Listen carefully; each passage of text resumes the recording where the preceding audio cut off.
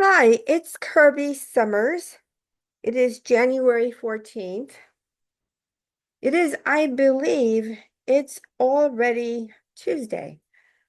Uh, I am not going to be in the habit of uploading a podcast every single day.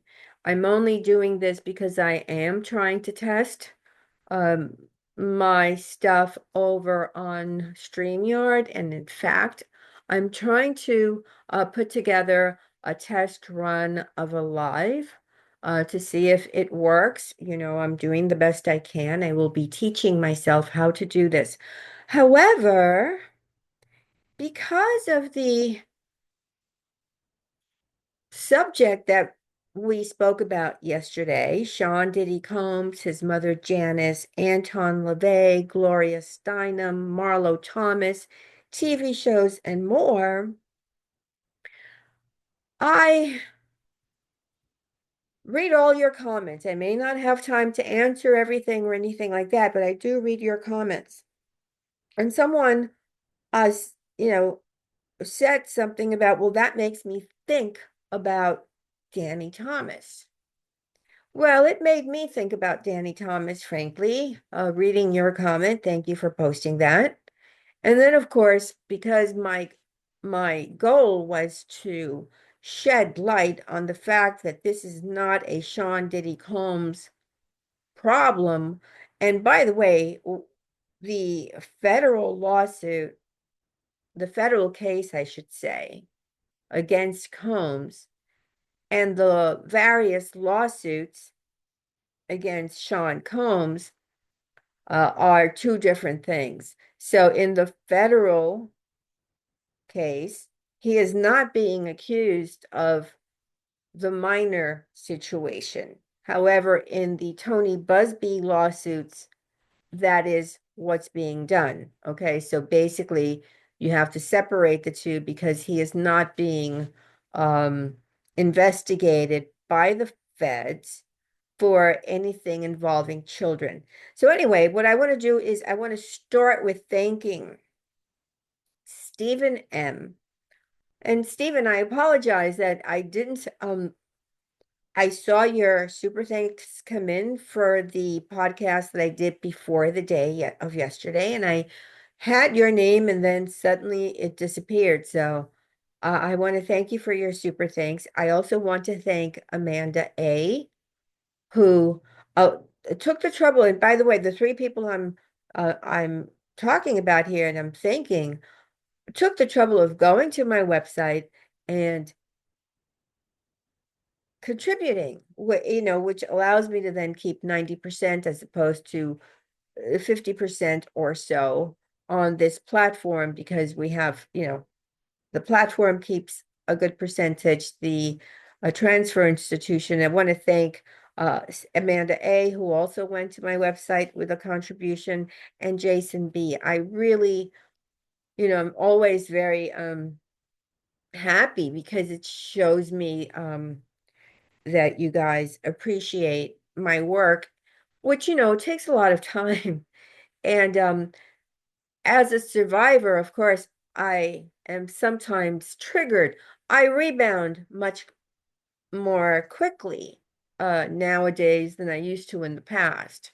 And so there are things that will get to me as I'm working on, because it's funny, while I'm working on my weird scenes in Liverpool.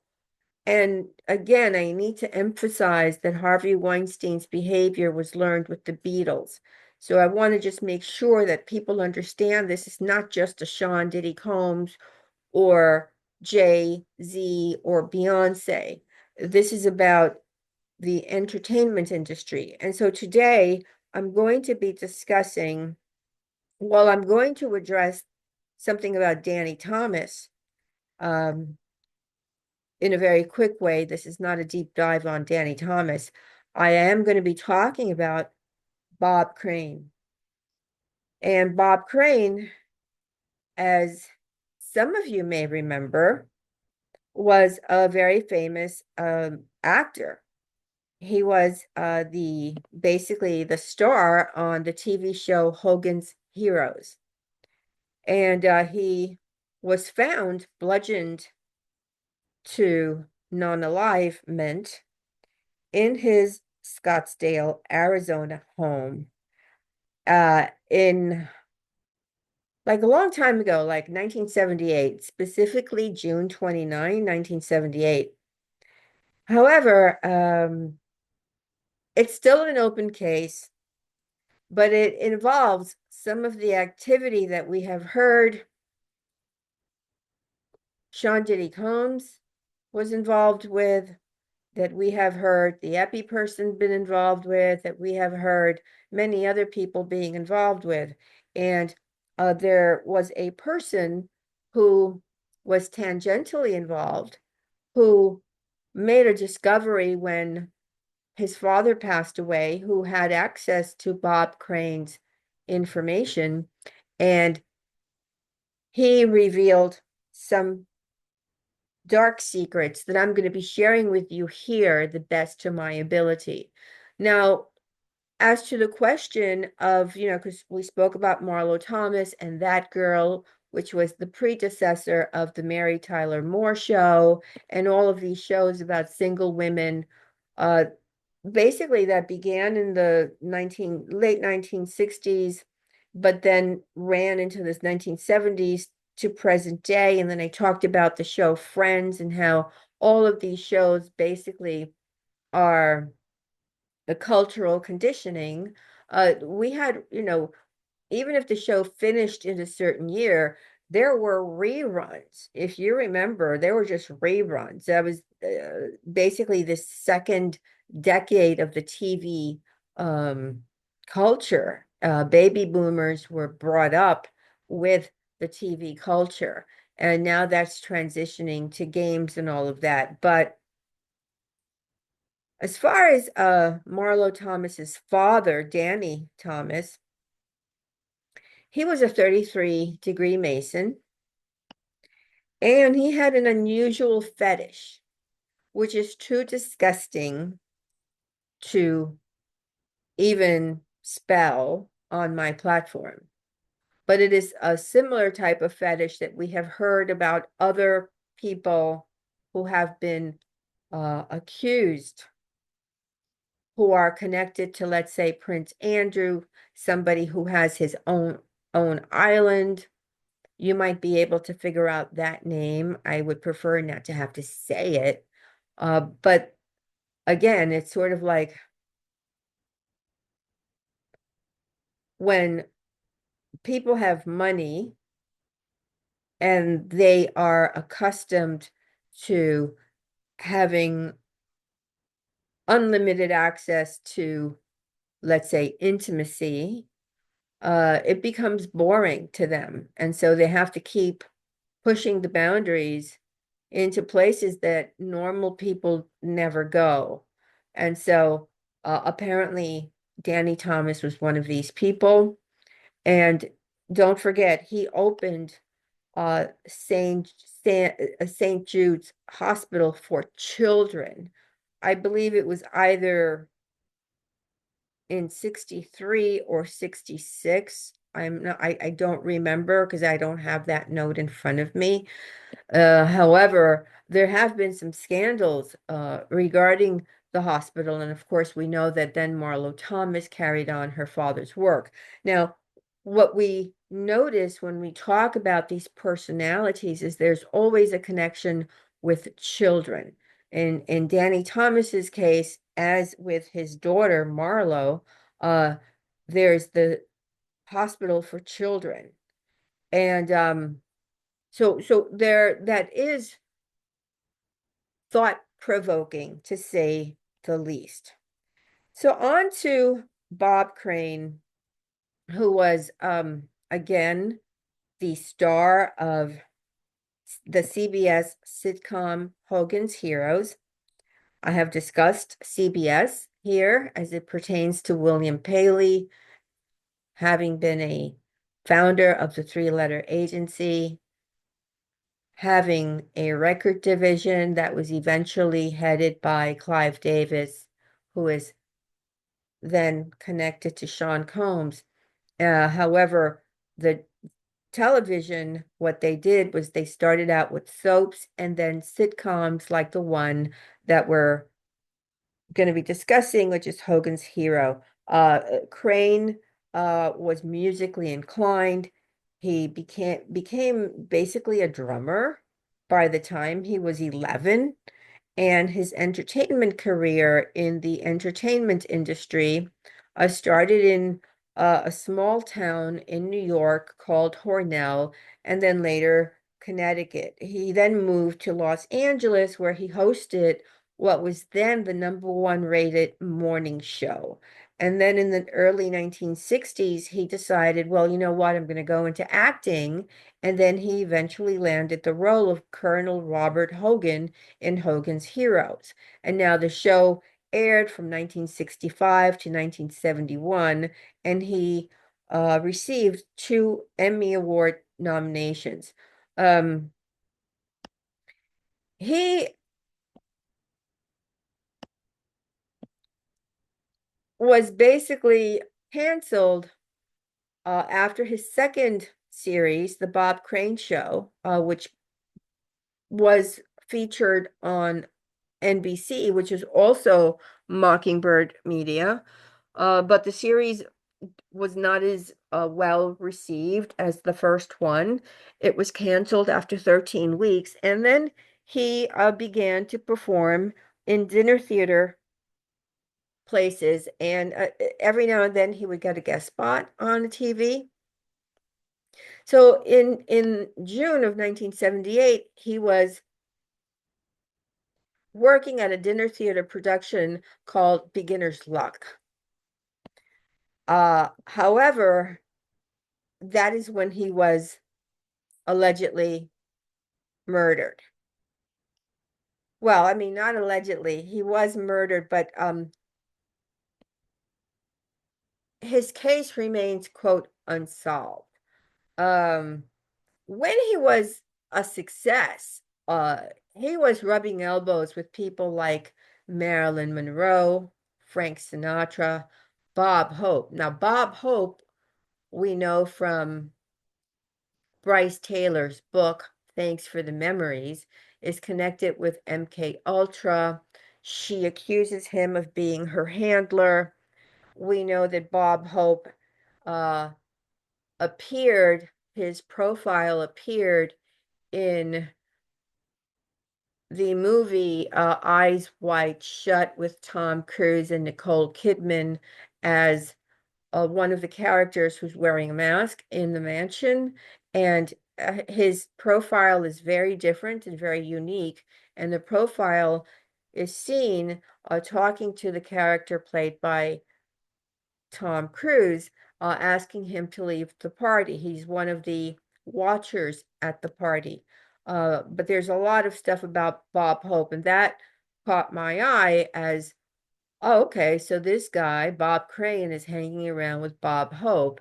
And there's a lot more about Frank Sinatra that, in fact, I'm going to be included in, including in my weird scenes in Liverpool, because he pops up also in the past in just in the Beatles and all of that. It's just nuts what I've been finding. However, he wanted to, of course, be an actor, and he was offered a couple of guest spots on things like The Twilight Zone and Alfred Hitchcock and all of that, and even the Dick Van Dyke Show. So he had a lot of, he got married, but he had a lot of like dalliances, let's call them, with co-stars on the set of his show. And then, you know, he would marry a co-star. He married a woman by the name of Patricia Olson, and they were together for 7 years, but they separated. And again, all he did was fool around.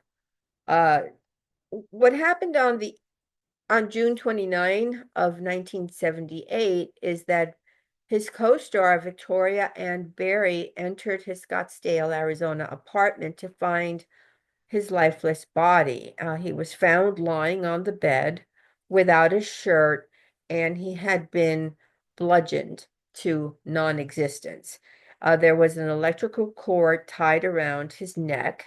Uh, the red liquid that is inside people's bodies was covering the walls and the ceiling. The pillow under his head was completely drenched in this liquid. And looking around the scene, police noted that really nothing had been stolen.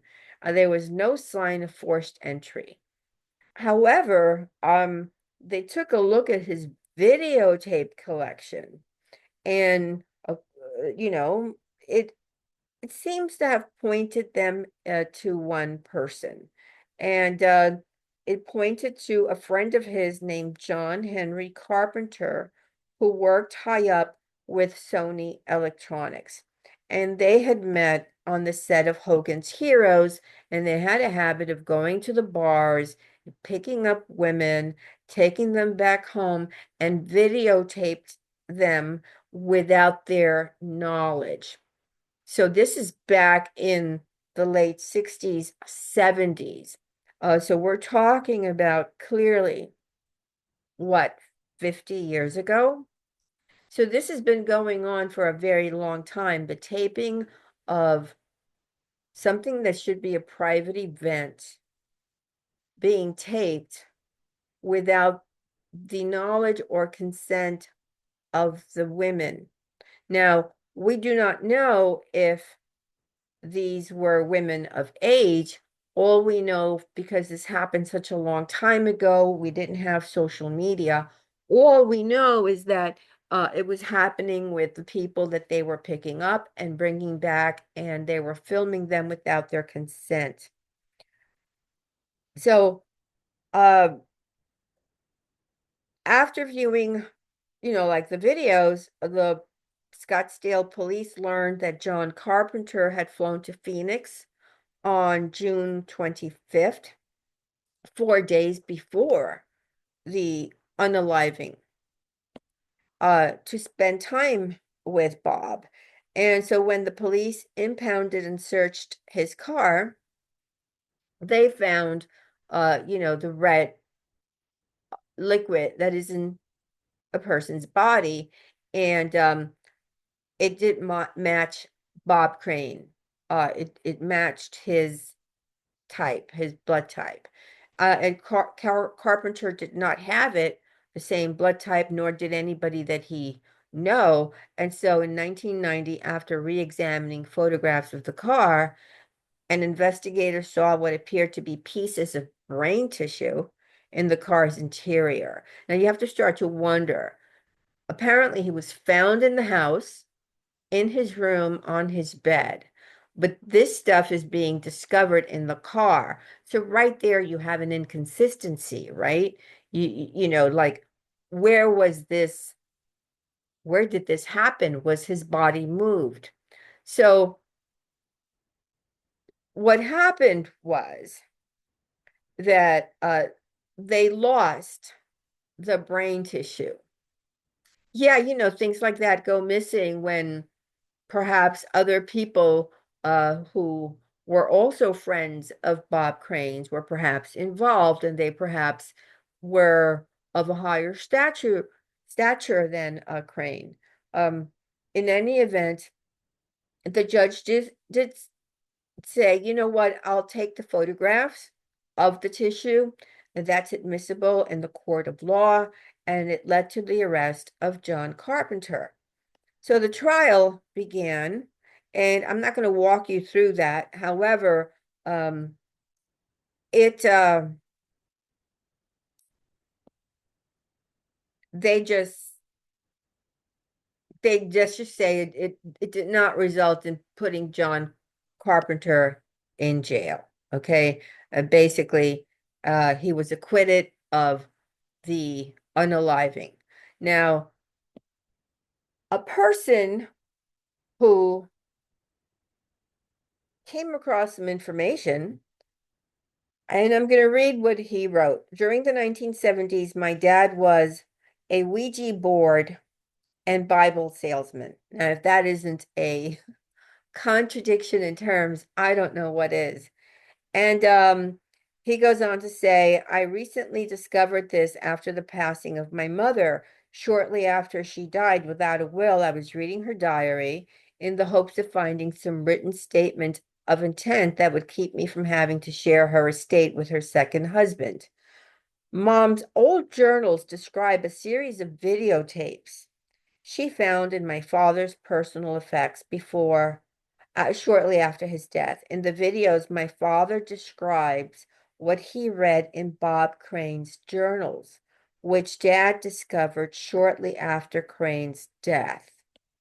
My dad and his partner had a pretty straightforward racket. Usually, Dad was the opener. He would knock on doors until he sold a Ouija board, then jot down the address of the sale. A couple of weeks later, Dad's partner would come around to sell Bibles, holy water, and assorted exorcism supplies to the tormented household.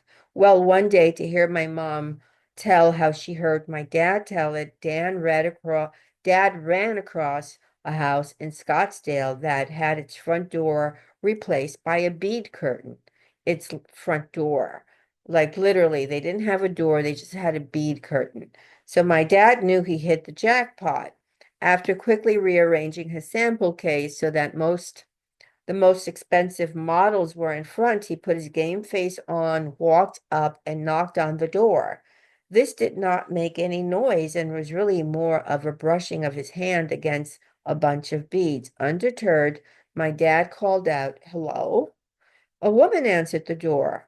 My mom said my dad said she could only be described as a bombshell, beautiful, blonde, tall, and dressed in a World War II era Women's Army Corps uniform. Can I help you? She said. Well, the sight of you makes me wish I had a hat to take off for a woman in uniform, said my dad, but I'll do the next best thing, which is to share with you a modern convenience that's sure to be the pride of any home. Now tell me, ma'am, do you own a telephone? And then she responds, of course there's a telephone here. Well, what I have for you is a telephone for your spiritual life, madam. None other than the bona fide, qualified, simplified, and board certified 1978 model Ouija board. And then his father finished his spiel, and the woman in the military uniform let him in. Now, once inside the house, there were a group of characters, according to this man's the information left by his father. There was a tall, balding man wearing corrective eyewear over only one eye, dressed like Douglas MacArthur, complete with corncob pipe. A jolly fat man with a bushy mustache, dressed like a U.S. Army sergeant. There was also a couple of better looking men dressed like Nazis. This is the Nazi part of this is very important. And if you are part of my Substack, you will understand why. And then the better looking of these men dressed like Nazis was in fact dressed as Adolf Hitler, and he had the mustache and everything. Only one man was not in uniform, and he was holding a newfangled machine that my dad later realized was an early version of a handheld camera. So when he walked in, they were actually filming an unusual movie, private, unusual movie. And so what his father did was he's thinking, well, everybody needs to make a living. Whatever these people are doing behind the closed beaded curtains was their business. And he had his own job to do, and that was to sell the Ouija boards, and which he did. He sold three of them to these people. And then 3 weeks later, his dad gets a phone call from his partner. By the time he arrived on the scene with the Bibles, the place was a wreck. Uh, and since his father's partner couldn't knock on the door, he carefully stuck his head inside and called out for somebody, right? Because remember, it's not a real door, it's just beaded doors. And so here's the part, he says, that proves there was a cover up of the circumstances behind Bob Crane's unaliving. According to my mom, and then he goes, according to my dad, and then according to my dad's partner, Bob Crane's body was in that house. So when his father's friend, the Bible salesman, showed up, he saw Bob Crane's body in that house. So that he goes on to say it had to have been moved after the fact to Crane's apartment where it was officially discovered. Also in the house was a full set of Bob Crane's personal journals, illustrating just how twisted his psychosexual explorations with Carpenter had become.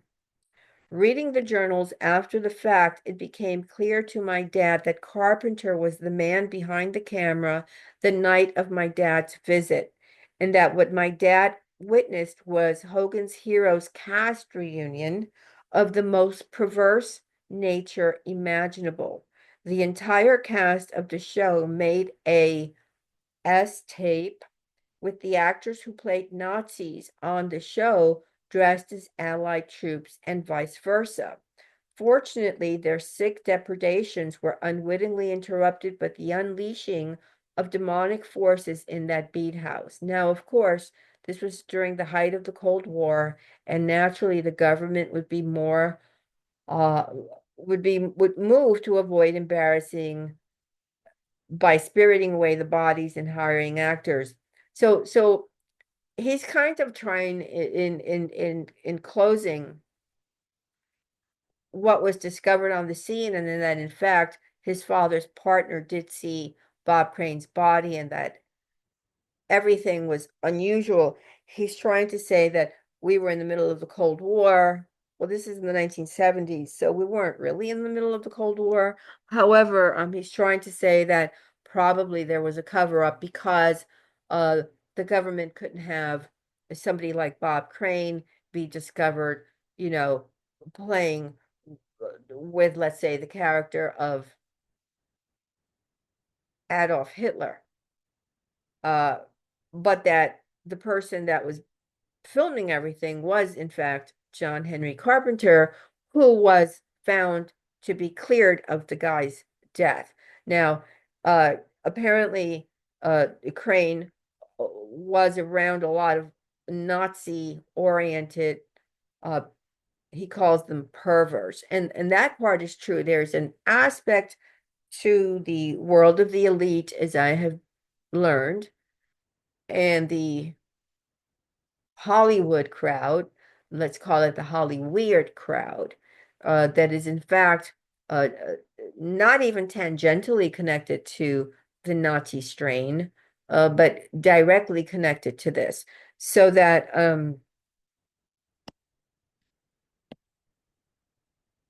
it's clear that Bob Crane was somehow ended unalived during one of these films, probably an SNUFF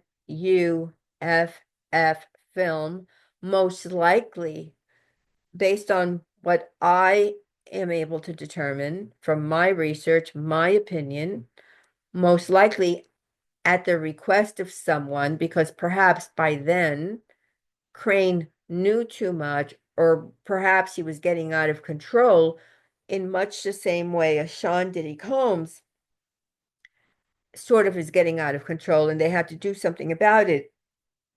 So in a Bob Crane situation, it was unaliving him, as we have seen with the Epi person. He was unalived. I believe he was unalived. I do not believe that he is somewhere enjoying a cocktail while we are here talking about this stuff, but that he was made to disappear. My point really is what we're hearing from, let's say, Tony Busby regarding all of these scenarios about people being filmed without their consent, which is a repeat of the Epi thing, which is a repeat of the Franklin thing, which goes back to even the Charlie Chaplin days, that's what they would do as well. Uh, this has just been part of the industry for a very long time, since its earliest days.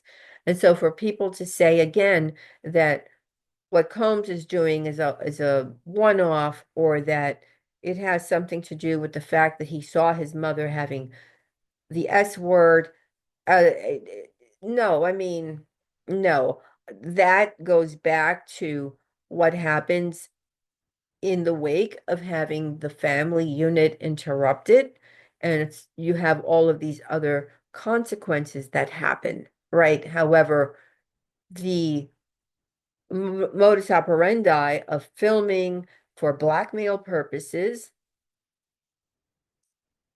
has existed for a very, very long time. Well, I'm going to very anxiously await to see what you have to say. I will ask you to do me a favor and like this podcast and subscribe if you have not done so. All right, guys, have a good day. Bye.